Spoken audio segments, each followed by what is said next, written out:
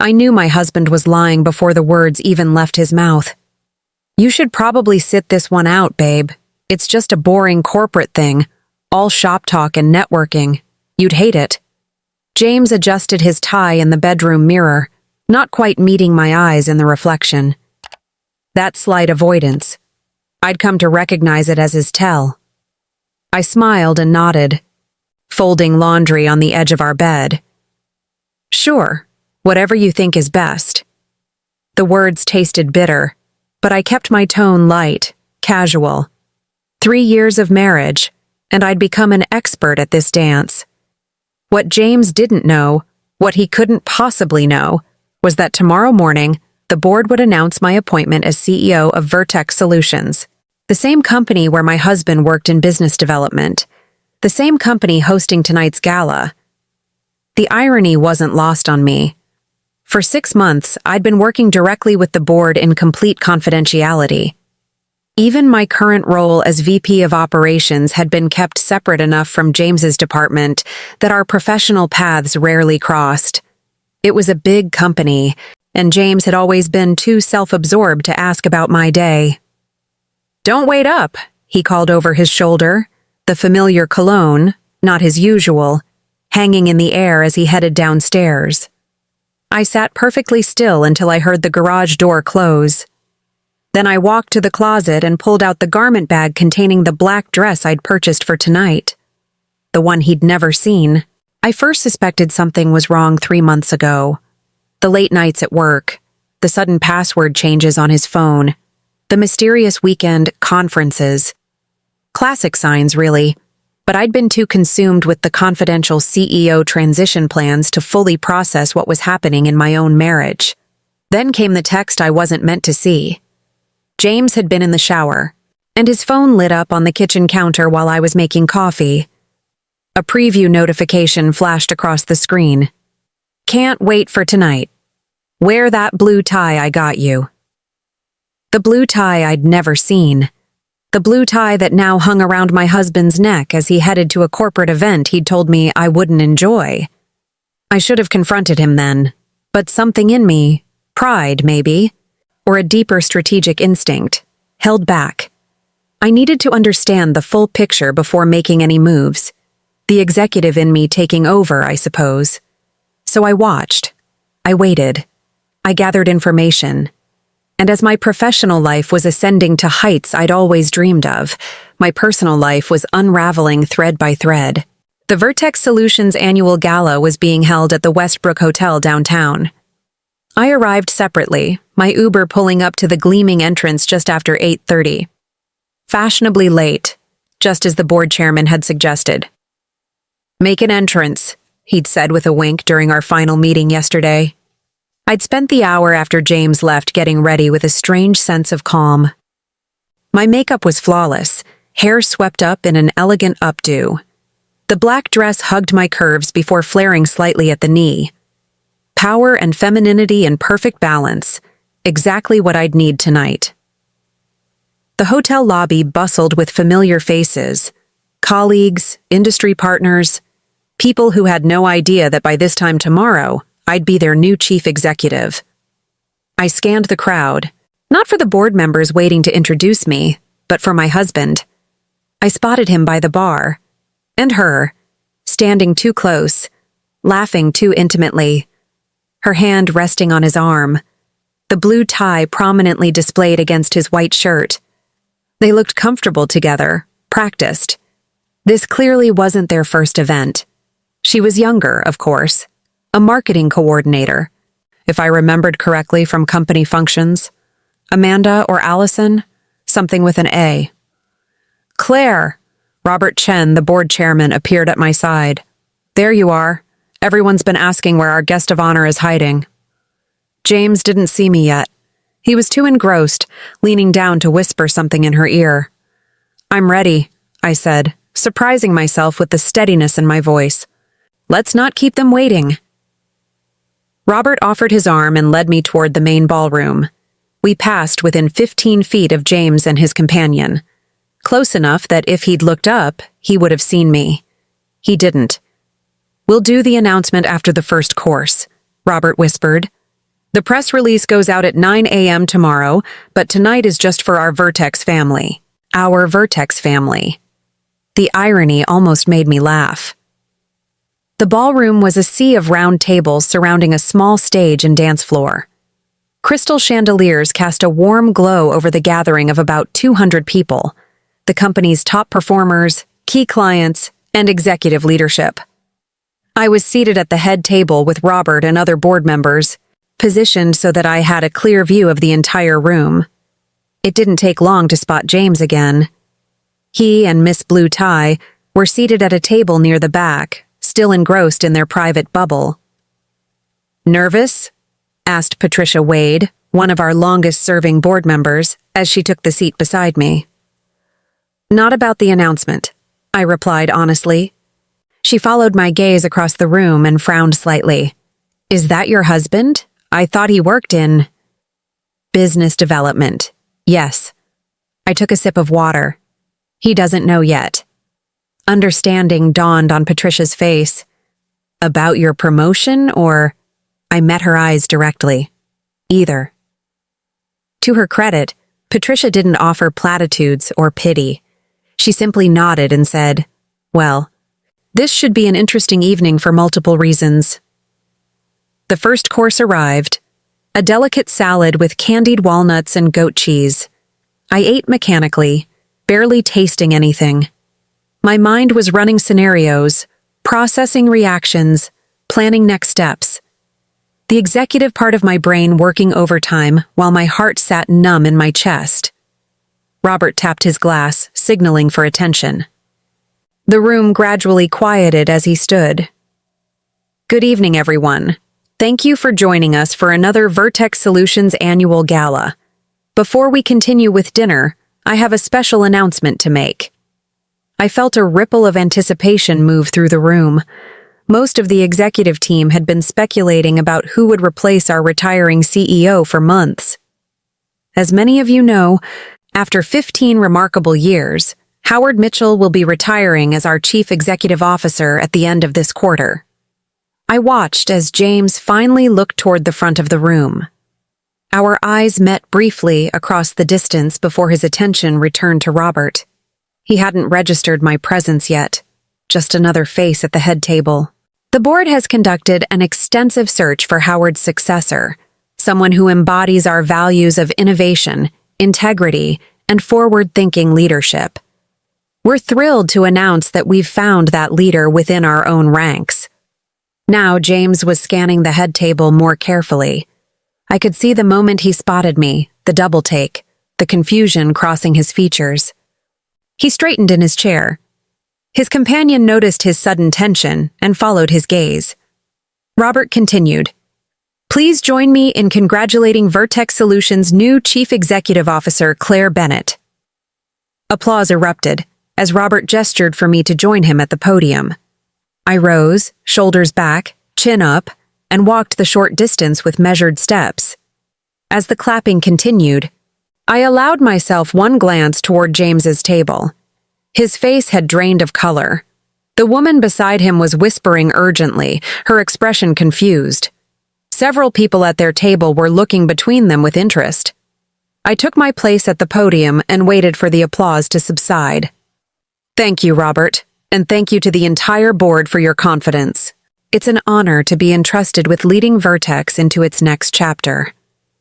My voice was steady, professional, the voice I'd cultivated through countless presentations and boardroom debates.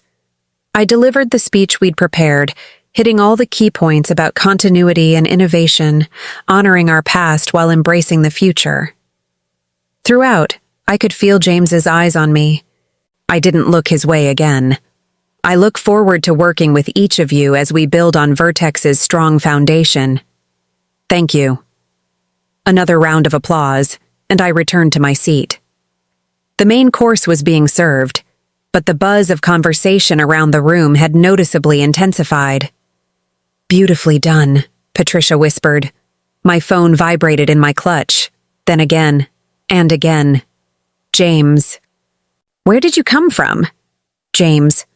"Why didn't you tell me?" James. "We need to talk." I slipped the phone back into my purse without responding. The rest of dinner passed in a blur of congratulations and small talk. I maintained my composure, thanked colleagues, discussed preliminary ideas with department heads who stopped by the table. All the while, I could sense James trying to catch my eye from across the room. His companion had disappeared. Whether she'd left entirely or was simply in the restroom, I couldn't tell and didn't care. After dessert, as people began mingling again, Robert leaned over. "You should circulate a bit. Let people congratulate you personally. It's your night, after all." I nodded and stood, immediately surrounded by well-wishers. I moved through the crowd slowly, accepting congratulations, deflecting questions about specific plans until I'd had time to get my feet under the desk. I knew James would try to intercept me. I could see him hovering at the edges of each conversation group, waiting for an opening. I deliberately stayed surrounded, moving from one cluster of colleagues to another without pause. Finally, inevitably, he found his moment as I was between conversations near one of the tall windows overlooking the city. "Claire."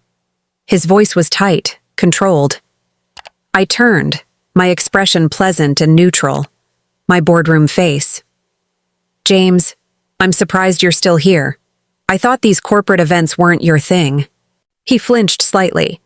"Can we talk? Privately?" "Actually, now isn't a good time. I have a lot of people to speak with tonight." I glanced meaningfully around the room. "You could have told me," he hissed, dropping the pretense of casual conversation. "Were you planning to surprise me at home later? Is this some kind of game?" I raised an eyebrow. "Game? No. Confidential executive transition? Yes." The board requested complete discretion until the formal announcement. "I'm your husband." "Yes, you are." I let the words hang between us, heavy with all they implied. His eyes darted around the room, awareness finally dawning. "Where's Amber?" he asked, the name of his companion slipping out before he could stop himself. "Amber," I repeated. "I believe I saw her heading toward the elevators about 20 minutes ago. Blue dress, blonde hair. Your tie matches her eyes, by the way." The color drained from his face again. "Claire, it's not... James." I cut him off, my voice low but firm. "This is my professional moment. I will not discuss our personal situation here. I suggest you find Amber, or perhaps head home. We can talk tomorrow." "Tomorrow? Claire, we need to... Ms. Bennett." Howard Mitchell, the outgoing CEO, approached with his wife. "Congratulations. I couldn't be leaving the company in better hands." I turned away from James with a genuine smile. "Howard, Susan, thank you so much. Your support means everything." James stood awkwardly for a moment before retreating. I watched from the corner of my eye as he pulled out his phone and headed toward the exit. "We were just saying what a surprise the announcement was," Susan continued. "You kept this very quiet." "The board felt it was best," I replied smoothly. "Change can be unsettling if not handled properly." Howard nodded approvingly. "That's exactly the kind of thoughtful leadership I've always admired in you, Claire." As we chatted, I felt my phone vibrate again in my clutch. I ignored it. The gala continued for another 2 hours. I played my role perfectly, the gracious new CEO, confident but humble, excited for the future while respectful of the past. Inside, I felt strangely hollow, as if operating on autopilot. By the time I slipped into an Uber outside the hotel, it was nearly midnight. The driver asked if I'd been to a special event, and I simply nodded, too emotionally drained for conversation. I checked my phone. 7 texts and 3 missed calls from James. "James, we need to talk tonight." "James, this isn't what you think." "James, where are you going? Are you coming home?" "James, Claire, please respond." "James, I can explain everything." "James, Amber means nothing." "James, I'm waiting at home." I put the phone away without responding and gazed out the window as the city lights blurred past. Two major life changes colliding in a single evening, one I'd worked tirelessly for, one I'd never wanted. The house was dark when the Uber dropped me off, except for a single light in the living room. I stood in the driveway for a moment, looking at the home we'd bought together 3 years ago, back when everything still felt possible. I didn't want to go inside, didn't want to have the inevitable conversation waiting behind that door. Not tonight. Tonight belonged to me, to my achievement, to the years of work that had led to this moment. I turned around, opened the Uber app, and requested another ride. Then I texted my friend Megan. Me, can I stay at your place tonight? Megan, of course. Everything okay? Me, no, but it will be. I'll explain when I get there. As I waited for the car to arrive, I sent one text to James. Me, don't wait up. We'll talk tomorrow. Then I turned off my phone. Megan didn't ask questions when I arrived at her apartment still in my gala dress. She simply handed me a glass of wine, directed me to her guest room, and said, "Whatever it is, we'll figure it out tomorrow."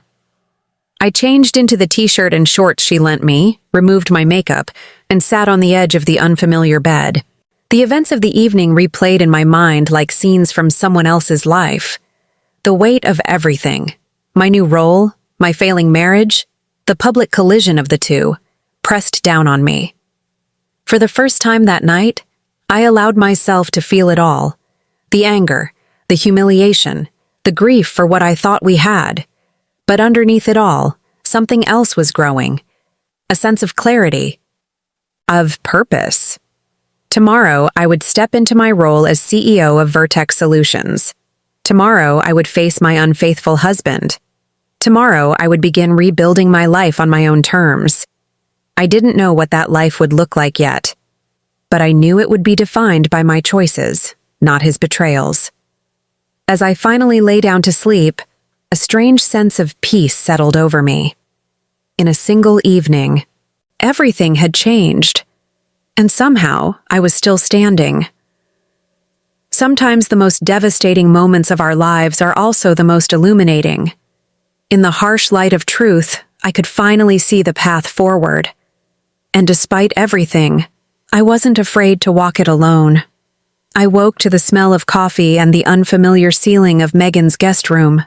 For one blissful moment, my mind was empty, then reality crashed back with stunning clarity. Last night, the gala, James and Amber, my new position. My phone sat on the nightstand where I'd left it, still powered off. I wasn't ready for whatever awaited me there. Not yet. I slipped on the robe Megan had lent me and followed the scent of brewing coffee to the kitchen. Megan stood at the counter in her work clothes, scrolling through her phone while waiting for her toast. "Morning," she said, sliding a mug toward me without looking up. "There's something you should see." She handed me her phone. On the screen was a press release from Vertex Solutions, announcing my appointment as CEO. Beneath it were comments from business journals and social media. My professional triumph, now public knowledge. "Congratulations," Megan said softly. "Though I'm guessing from the evening gown and midnight arrival that there's more to this story." I took a long sip of coffee, letting the warmth spread through my chest. "James has been having an affair with someone from the company." Megan's expression hardened. "That absolute... And he didn't know about my promotion," I continued. "No one did, except the board. So last night, he told me to stay home from the gala while he took her. And then... Oh my God." Megan's hand flew to her mouth. "He was there when they announced you as CEO?" I nodded, a grim smile forming despite myself. Front row seat to his own humiliation. "Claire..." She shook her head in disbelief. "What are you going to do?" I set the mug down carefully. "First, I'm going to shower and borrow some clothes. Then I'm going to my office to begin my first official day as chief executive. After that..." I shrugged. "I'll figure it out as I go." Megan lent me a simple black dress and heels. Not my usual style, but professional enough to get me through the morning until I could go home and change. I powered on my phone as I got into the Uber, bracing myself for the onslaught.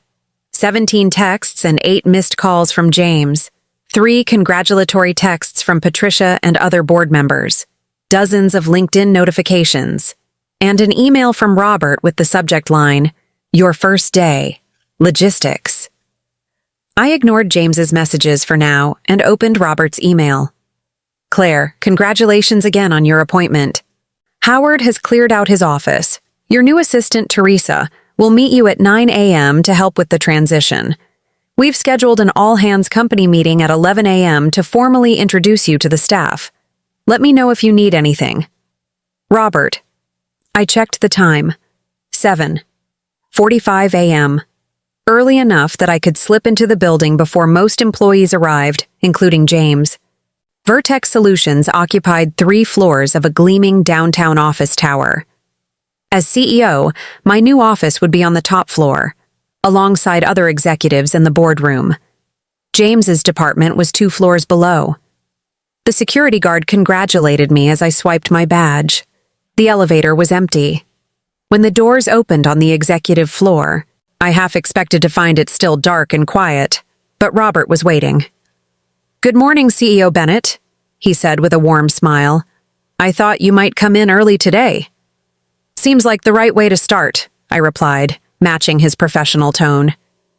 He walked me to my new office, a corner space with floor-to-ceiling windows offering a panoramic view of the city. My name was already on the door. Claire Bennett, Chief Executive Officer. "Teresa will be here at 9 to help you get settled," Robert said. "The IT team has already transferred your accounts and access levels. You've got about 3 hours before the all-hands meeting." I set my purse down on the massive desk, Howard's desk, now mine. "Thank you, Robert. I appreciate the smooth transition." He lingered in the doorway. "Claire, about last night. I couldn't help but notice some tension with your husband." So he'd seen. Of course he had. Robert didn't miss much. "Personal matters," I said carefully.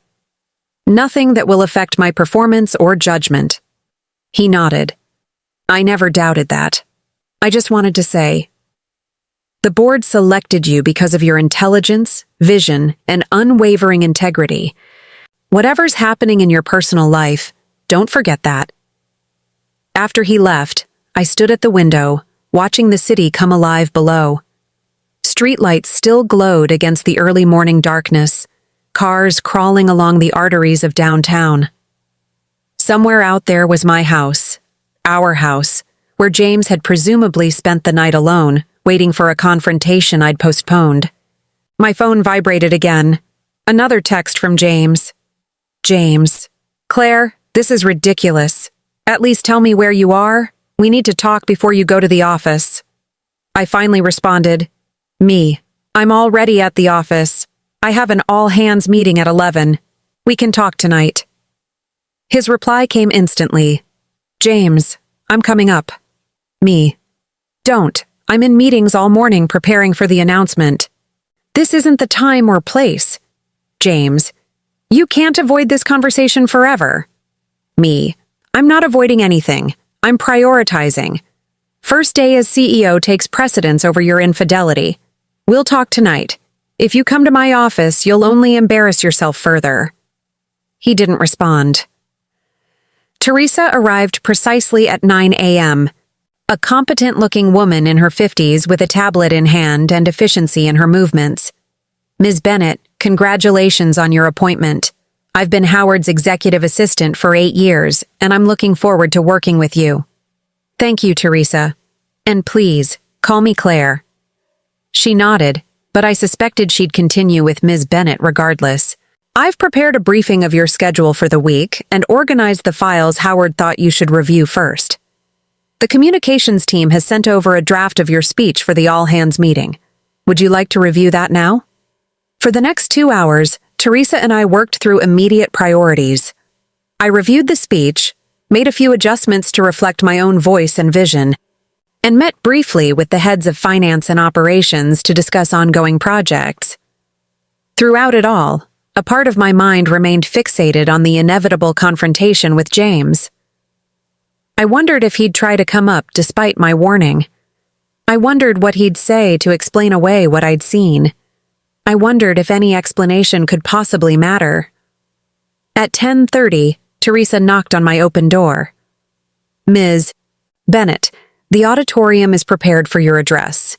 The tech team wants to test your microphone before employees start arriving." I gathered my notes and followed her to the elevator. As we waited, I asked, "Teresa, how long have you worked for Vertex Solutions?" 12 years. I started in HR before becoming Howard's assistant. "So you know most employees?" She nodded, "at least by name, especially those who've been here a while." The elevator arrived and we stepped inside. I hesitated before asking my next question. "What can you tell me about Amber from marketing?"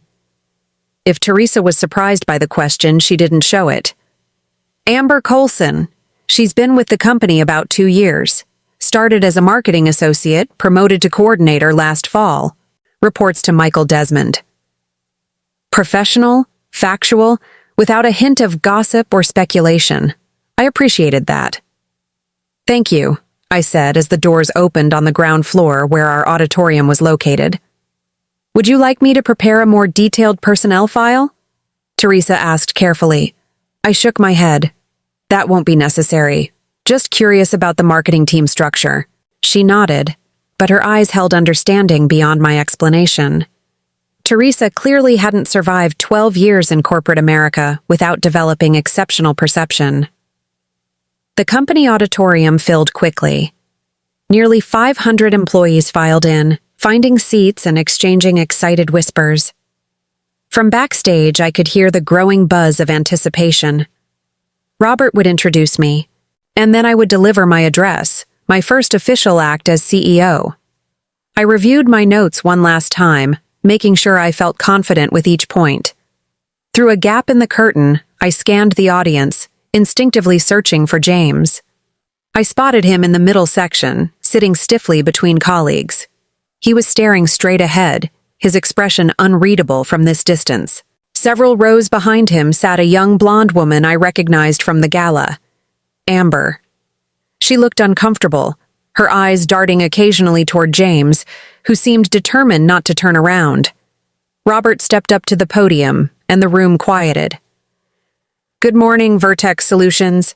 As you've likely heard by now, we have exciting news to share. After 15 remarkable years of leadership, Howard Mitchell is retiring as CEO, and the board has selected his successor from within our own talented ranks."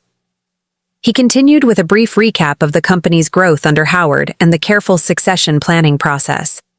I took slow, deep breaths, centering myself for what was to come. Without further delay, it is my honor to introduce Vertex Solutions' new Chief Executive Officer, Claire Bennett.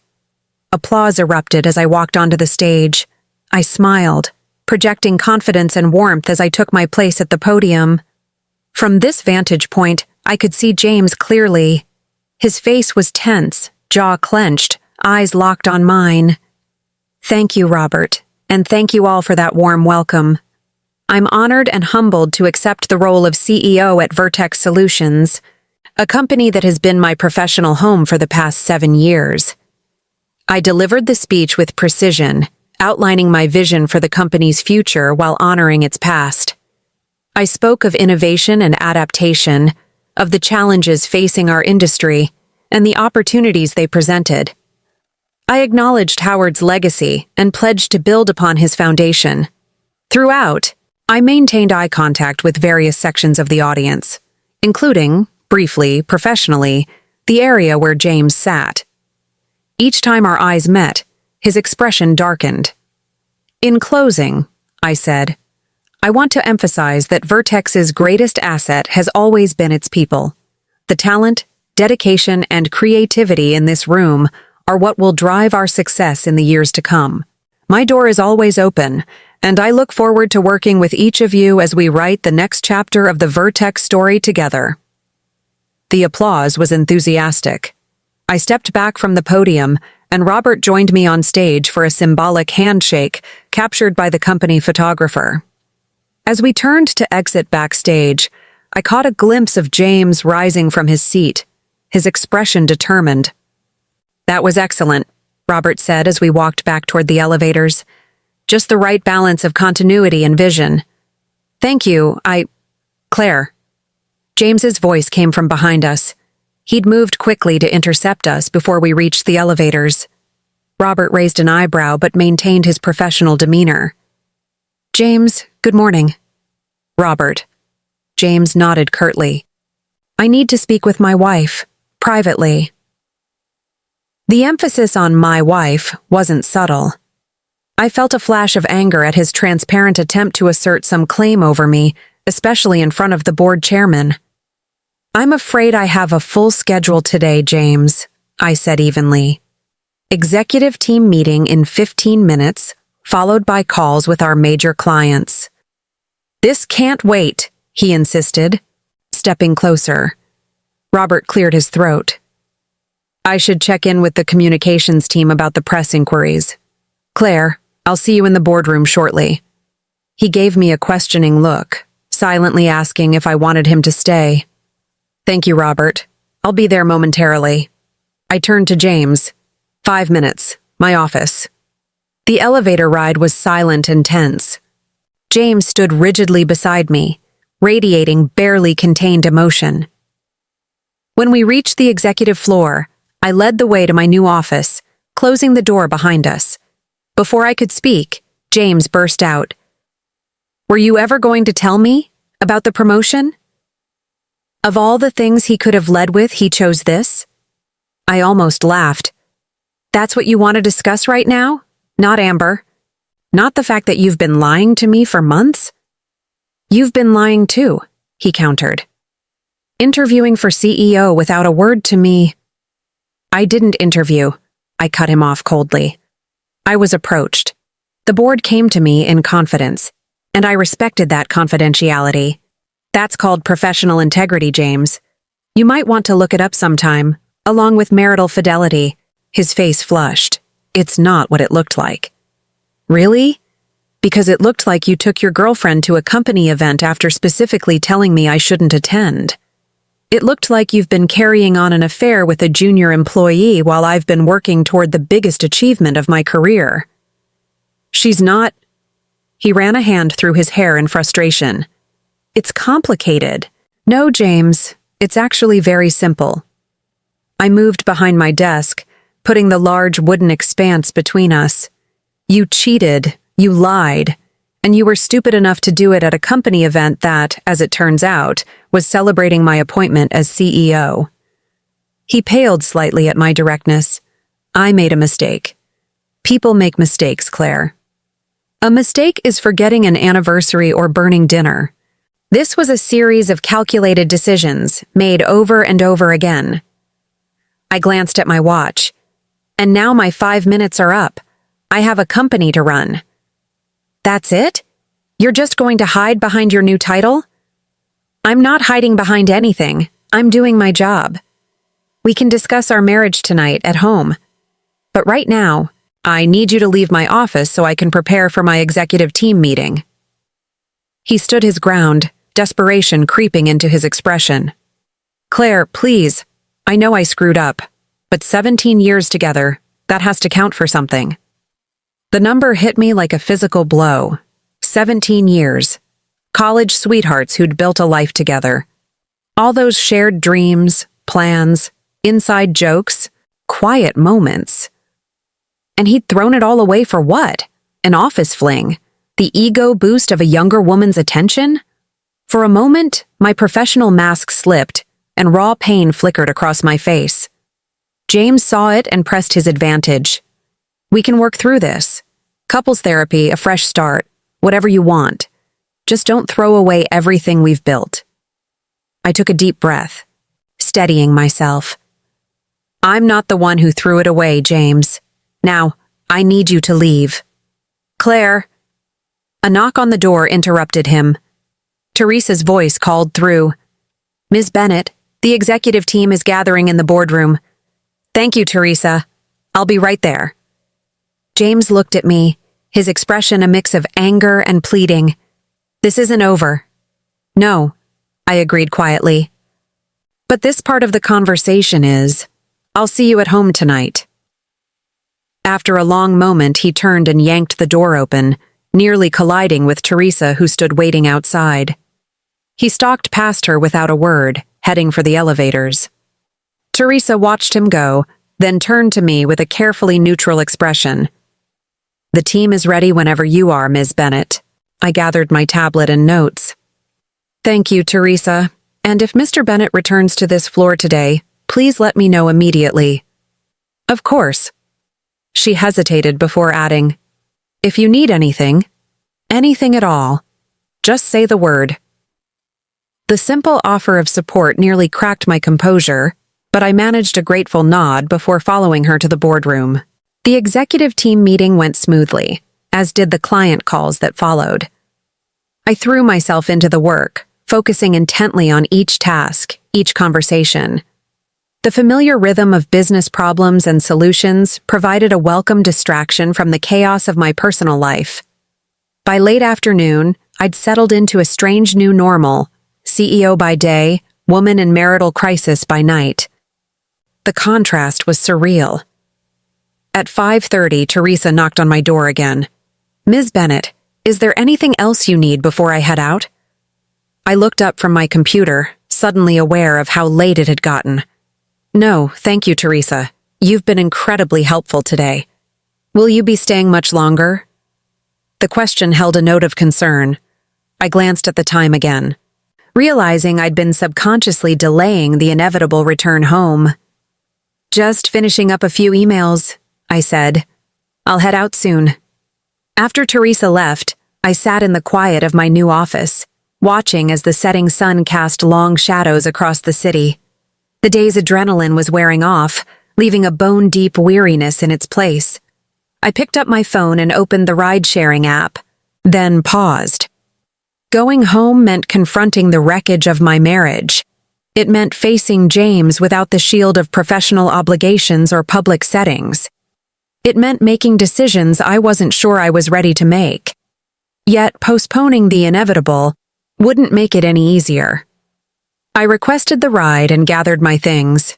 As I waited for the elevator, I caught my reflection in the polished doors. CEO Claire Bennett in a borrowed dress, heading home to a husband who'd betrayed her on what should have been one of the proudest nights of her life. The irony wasn't lost on me. I'd achieved the career pinnacle I'd been working toward for years, only to have my personal life implode simultaneously. Success and failure, advancement and betrayal, all wrapped up in the same 24 hours. The elevator arrived with a soft chime. As I stepped inside, I straightened my shoulders and lifted my chin. Whatever awaited me at home, I would face it with the same strength and clarity I'd brought to my first day as CEO. The house was quiet when my Uber dropped me off. For a moment, I wondered if James had gone out, but his car sat in the driveway, and lights glowed behind the living room curtains. I used my key and stepped inside, immediately sensing his presence. James sat in the armchair facing the door, clearly having been waiting for my arrival. A tumbler of whiskey dangled from his fingers. "You're late," he said flatly. "I had a company to run." I set down my purse and keys. "Have you eaten?" He ignored my question. "I tried calling you all day." "I was in meetings." "All day?" "Yes, James. First day as CEO tends to be busy." I moved into the kitchen, more for something to do than out of genuine hunger. Opening the refrigerator, I surveyed its meager contents. "I'm going to make a sandwich. Do you want one?" "I don't want a sandwich," he said, following me into the kitchen. "I want to talk about us." I turned to face him, suddenly tired of the evasion. "Fine, let's talk about us. Let's talk about how you've been sleeping with Amber from marketing while I've been working 80-hour weeks. Let's talk about how you lied to my face yesterday to take her to the gala." "It's not that simple," he protested. "Then explain it to me, James. Make it make sense." He ran a hand over his face. It started about 6 months ago. You were never home, always working late, always distracted when you were here. I felt invisible. So you found someone who would see you?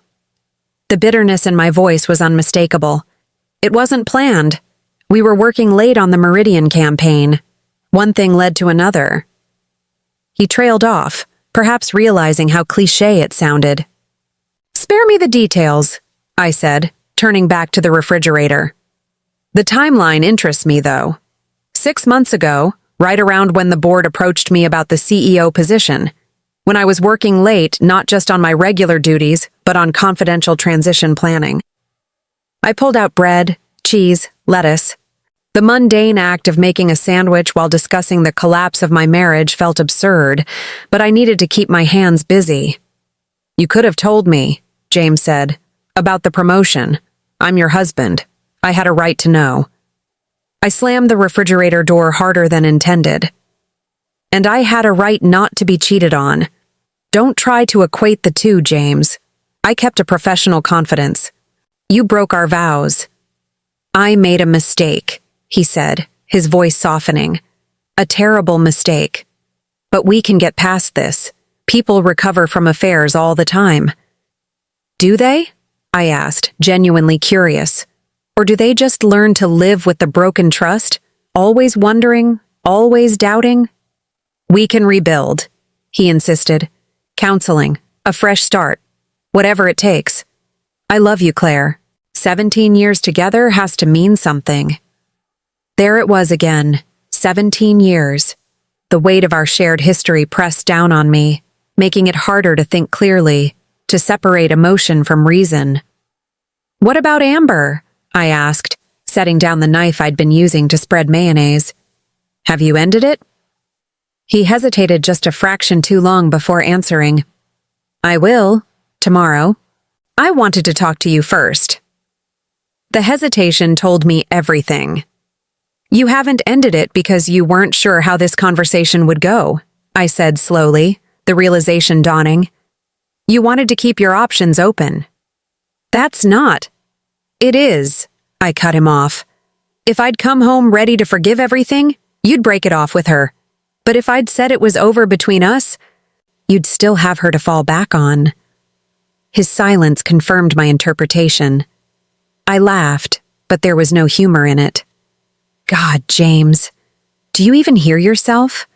You're standing in our kitchen, supposedly fighting for our marriage, while keeping your girlfriend on standby in case things don't work out. It's complicated, he repeated lamely. No, it's actually very simple. I abandoned the half-made sandwich and faced him directly. I want you to leave. He blinked in surprise. What? I want you to pack some clothes and go stay somewhere else for a while. I need space to think, and I can't do that with you here. This is my house too, he protested. Yes, it is, and I'm not asking you to give it up permanently. Not yet, anyway. I'm asking for space. A few days, maybe a week. And if I refuse? I held his gaze steadily.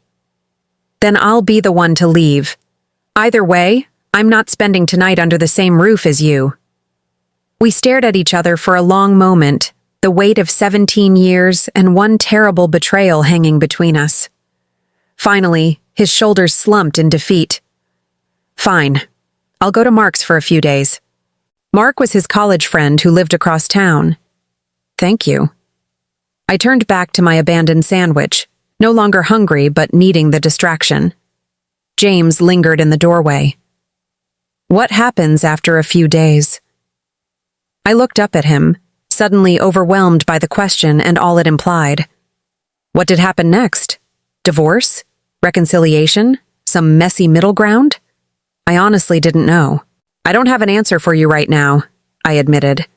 I need time to process everything.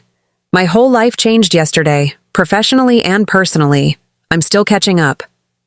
He nodded slowly. I understand. I'll pack some things. As he headed upstairs, I abandoned all pretense of making dinner and sank into a kitchen chair. The house felt simultaneously too empty and too full, vacant of the trust and love that had once filled it, but crowded with memories of happier times. On the refrigerator door, a magnet held a photo of us from last summer's company picnic. We were smiling, his arm around my shoulders, looking for all the world like a happy, successful couple. I wondered now how much of that had been real and how much had been performance. James came back downstairs 20 minutes later with a duffel bag and his laptop case. He paused in the kitchen doorway, looking uncertain. I texted Mark. He says it's fine for me to crash there for a few days. I nodded. Good. Claire. He set the bag down and took a step toward me. I know I've hurt you terribly, but I want you to know that despite everything, I'm proud of you. The CEO position, you've earned it. You're going to be amazing.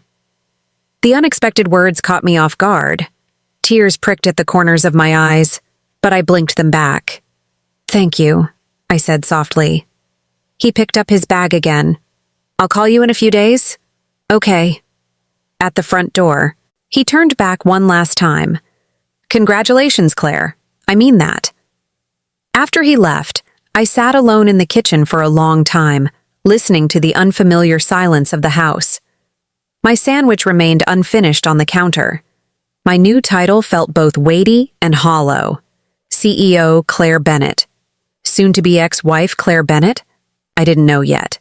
What I did know was that tomorrow would bring another day of leadership challenges, strategic decisions, and professional responsibilities. And somehow, amid all that, I would need to begin rebuilding my personal life, piece by piece, on my own terms.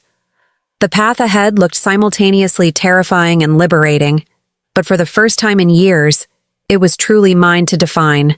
3 days passed in a strange new rhythm. By day, I was CEO Claire Bennett, confident, decisive, commanding the respect of a 500-person company. By night, I was just Claire, alone in a too-quiet house, sifting through the debris of my marriage. James had texted daily with variations of, "How are you?" and "Can we talk soon?" I'd responded with brief, non-committal messages. Not yet. I needed more time. On Thursday morning, I arrived at the office earlier than usual. The executive floor was still quiet, most of the leadership team not due for another hour. I welcomed the solitude, using the time to prepare for the day's board meeting. A soft knock interrupted my concentration. Teresa stood in the doorway, a concerned expression on her face. "Ms. Bennett, I'm sorry to disturb you, but there's something you should be aware of." She placed a tablet on my desk, open to an internal messaging platform I rarely used. A private conversation group called Executive Whispers was displayed, with dozens of unread messages. "Someone added me to this group by mistake," Teresa explained. "I think they confused me with Teresa Miller in accounting." I scrolled through the messages, my stomach tightening. The conversation included several department heads and senior managers, discussing me. Is she really qualified, or just sleeping her way to the top? Husband's having an affair, and suddenly she's CEO? Coincidence? Board probably felt sorry for her. Wonder who she'll fire first, hubby or the side piece? I thought you should know, Teresa said quietly. It's not everyone, but enough. I finished her thought, setting down the tablet. Thank you for bringing this to me. After she left, I sat perfectly still, absorbing this new challenge. Office politics were inevitable, especially following a leadership change. But this felt targeted, personal, using my marital situation to undermine my professional credibility. I picked up the phone and called Robert. The board meeting that afternoon was already scheduled to review my first-week transition. I arrived early, exchanged pleasantries with board members as they filed in, and waited until everyone was seated before addressing the issue. Before we begin our formal agenda, there's a matter I'd like to discuss. My voice was calm, measured. It's come to my attention that there are conversations happening within the company questioning the legitimacy of my appointment. Murmurs spread around the table. Robert frowned deeply. To be clear, I continued, I understand that leadership transitions naturally generate discussion. However, Some of these conversations have crossed into using my personal situation to discredit my professional qualifications. I outlined what I'd seen, careful not to name specific individuals, but making the nature of the comments clear. I'm bringing this to the board for 2 reasons. First, transparency. I believe in addressing challenges directly. Second, I want to confirm the board's confidence in the selection process that led to my appointment. Robert cleared his throat. Claire, let me be unequivocal. Your selection as CEO was based entirely on your exemplary performance, strategic vision, and leadership capabilities. The board's decision was unanimous and made months before. He hesitated. Before any personal matters came to light. Patricia Wade, the board member who had sat beside me at the gala, spoke next. I'd like to add that the vetting process for Claire's appointment was actually more rigorous than for our previous 2 CEOs. We were aware that as a younger woman, she might face additional scrutiny. One by one, board members reaffirmed their confidence in me. The message was clear. They had my back. Thank you, I said when they finished. I appreciate your support. Now, I'd like your input on how we should address this internally. In my view, this goes beyond typical office gossip. It's creating a potentially hostile environment that could impact company culture. The discussion that followed was both strategic and supportive. By the end, we had a plan, not just to address the immediate situation, but to strengthen company culture moving forward. As the meeting concluded, Robert asked me to stay behind. Claire, how are you really doing? He asked when we were alone. And I don't mean as CEO. The simple question, asked with genuine concern, nearly cracked my careful composure. I searched for the right word. Recalibrating. One day at a time. He nodded. If you need anything, time off, flexibility, just say the word. The board is behind you 100%. Thank you, but work is actually helping. Gives me purpose, focus. I gathered my notes from the table. The personal stuff. I'll figure it out. That evening, I finally responded to James's texts. Me. We should talk. Dinner tomorrow night? Neutral location. His reply came almost instantly. James. Yes. Name the place and time. I'll be there.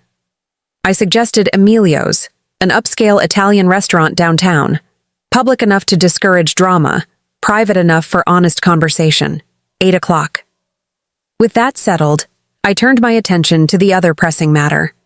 Using the company directory, I compiled a list of the employees involved in the Executive Whispers group. Among them was Michael Desmond, Amber's direct supervisor in marketing. The connection wasn't surprising, but it confirmed my suspicion. The gossip wasn't random. It was coordinated, possibly protective of Amber, or James. I pulled up Michael's personnel file. 15 years with Vertex, consistently positive reviews. He and James had started within months of each other, and frequently collaborated on projects. Friends, most likely. I sent a calendar invitation for a 9 a.m. meeting the following day, marked private. Michael Desmond arrived at my office exactly on time, his expression a careful blend of professional respect and nervous anticipation. Thank you for meeting with me, Michael, I said, gesturing to the chairs arranged around a small conference table rather than across my desk. A deliberate choice. Conversation, not confrontation. Of course, Ms. Bennett. He sat stiffly. Congratulations again on your appointment. Thank you. I took a seat across from him. I'll get straight to the point. I've become aware of conversations questioning the legitimacy of my appointment as CEO, suggesting it was based on sympathy rather than merit. His face remained neutral, but a slight twitch at the corner of his eye betrayed him. These conversations, I continued, have specifically referenced my personal situation. And you've been an active participant. He shifted uncomfortably. Ms. Bennett, I raised a hand. I'm not here to reprimand you, Michael. I'm here to understand. That seemed to surprise him. He'd clearly expected a different conversation. "You and James have been friends for a long time," I said. "I respect loyalty, but I need to understand if your concerns about my leadership are genuinely professional or personally motivated." His facade cracked slightly. "It's not personal, or not entirely. There were rumors that Howard wanted Doug from finance to succeed him. Then suddenly, you're announced. It felt unexpected." "The board approached me confidentially 4 months ago," I explained. "The process was deliberate and thorough. But that's not really what this is about, is it?" Michael looked down at his hands. "James is my friend. And Amber." "Reports to you," I finished, creating a complicated situation. He nodded reluctantly. "Let me be clear. How I handle my marriage is separate from how I run this company. I have no intention of making personnel decisions based on personal matters." Relief flickered across his face. "That said," I continued, "conversations that undermine leadership or create a hostile environment affect everyone at Vertex. As a department head, you set the tone for your team." "I understand," he said quietly. "I'm asking you, as a long-time employee who I believe cares about this company, help me address this constructively. The board and I are planning a company-wide initiative on respect and professional communication. I'd like your input." His surprise was evident. He'd expected punishment. I was offering partnership. By the end of our hour together, Michael's demeanor had shifted from defensive to thoughtful. Whether I'd truly changed his perspective remained to be seen, but I'd opened a door. As he left, I said, "One more thing, Michael. Please convey to Amber that her position is not at risk. I don't believe in punishing people for personal matters. I will, and thank you." "Oh, sir." By 8 o'clock that evening, I'd changed from CEO Claire Bennett into simply Claire. Dark jeans, a silk blouse, minimal makeup. I wanted this conversation with James to happen on equal footing, not with the power dynamics of my new position looming between us. Emilio's was busy but not crowded, the ambient noise providing a buffer of privacy. James was already seated when I arrived, standing as I approached the table. "You look good," he said, his eyes taking in the casual outfit. "Thank you." I sat down, placing my purse beside me. "How's Mark's couch treating you?" "It's a pull-out bed, actually. Not terrible." He attempted a smile. "How's the house?" "Quiet." I picked up the menu, more as a distraction than from actual interest in the food. "Have you ordered a drink?" "Just water." I wanted to be clear-headed. The waiter appeared, and we ordered a glass of Cabernet for me, sparkling water for James, and appetizers to share. An oddly normal ritual in the midst of our fractured reality. When the waiter left, James leaned forward. "Claire, I can't begin to express how sorry I am. What I did was inexcusable." "Yes, it was," I agreed calmly. "But I didn't come here for apologies. I came for clarity." "What do you mean?" "I mean, I need to understand what happens next. With us, with the house, with work. We need practical solutions, not just emotional reconciliation." He looked taken aback. I hoped we might try to save our marriage." "Is that what you want?" I asked directly. "Yes, of course." He reached across the table, but I didn't extend my hand to meet his. He withdrew, looking hurt but not surprised. "I made a terrible mistake, Claire. But 17 years together, that has to be worth fighting for." "That's the third time you've mentioned 17 years, I noted. As if longevity alone is reason enough to continue. Isn't it part of the equation? Everything we've built together? I took a sip of my wine, considering. Yes, it's part of the equation, but so is trust, respect, honesty. Things that were destroyed the moment you decided to sleep with someone else while lying to my face. James flinched, but didn't argue. Have you ended it with Amber? I asked. Yes, he said firmly. Completely. I told her on Tuesday that it was over. And how did she take it? He looked uncomfortable. Not well, initially, but she understood. The waiter returned with our appetizers, creating a momentary pause in the conversation. When he left, I picked up my fork but didn't eat. I've been thinking a lot about patterns, I said, about how people respond to stress or dissatisfaction. You said you felt invisible because I was working late, so you sought attention elsewhere instead of talking to me. I should have talked to you, he admitted. I know that now. But you didn't. And that's what concerns me about the future. Not just the affair itself, but what it reveals about how you handle problems. He was silent for a long moment, absorbing this. I've started talking to someone, he finally said. A therapist. Just 2 sessions so far, but I'm trying to understand why I did what I did, to make sure it never happens again. The admission surprised me. James had always dismissed therapy as not for him. That's good, I said cautiously. I hope it helps. What about you? He asked. Have you thought about what you want? I set down my fork, the pretense of eating abandoned. I want a partner I can trust. I want a marriage built on mutual respect and honesty. I want to know that when challenges arise, we'll face them together, not seek escape routes. We can rebuild that, he said earnestly. Counseling, time, whatever it takes. I'll prove myself to you again. Part of me wanted to believe him. The part that remembered the good years, the shared dreams, the comfortable rhythm of a life built together. But another part, the clear-eyed, rational part that had led to my professional success, saw the fundamental breach that might never be repaired. I don't know if we can, I said honestly, but I'm willing to try one step at a time. Hope flickered in his eyes. What does that mean practically? It means you stay at Mark's for now. We both take time to reflect. Maybe we try counseling, see if there's something worth salvaging. And work? He asked carefully. Work remains separate. I meant what I told Michael Desmond this morning. I won't make professional decisions based on personal matters. James looked startled. You spoke with Michael. He was involved in some office conversations questioning my qualifications. We addressed it directly. I held his gaze steadily.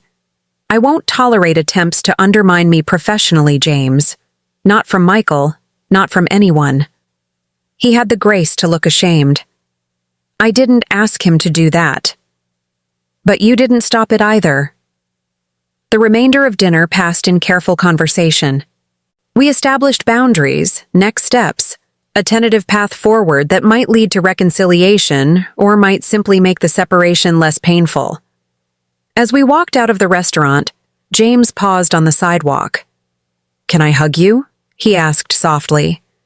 The question, so cautious, so unlike the easy physical affection we'd shared for years, crystallized how much had changed between us. I nodded, allowing a brief embrace before stepping back. Good night, James. Good night, Claire. I watched him walk toward the parking lot, then turned in the opposite direction toward where my Uber waited. The night air felt clean and cool against my face, carrying the faint promise of autumn. Whatever came next, reconciliation or divorce, healing or permanent fracture, I would face it with the same clear-eyed determination that had carried me to the executive suite. One step at a time, rebuilding my life on my own terms. 6 weeks can change everything, or nothing at all. In my case, it was somewhere in between. The corporate world now recognized me firmly as CEO Claire Bennett. The initial whispers had quieted after our company-wide initiative on professional communication. Michael Desmond had become, surprisingly, one of my strongest allies in implementing the new policies. Amber had transferred to our Seattle office. Her choice, not my directive. A clean break for everyone involved. And James and I? We were in that delicate space between broken and mended. Twice weekly counseling sessions had uncovered years of unspoken resentments, misaligned expectations, and the slow drift that had happened while we were both focused elsewhere. "You're making progress," our therapist had told us yesterday. But rebuilding trust takes time. Time. The one thing always in short supply. I stood in my office, watching the sunset paint the city skyline in shades of gold and purple. My first quarter as CEO was ending with impressive results. Stock prices up, a new product line launched successfully, employee satisfaction improving steadily. My phone vibrated with a text from James. "James, just confirming dinner tonight. 7 p.m. at home? Home. Still a loaded word."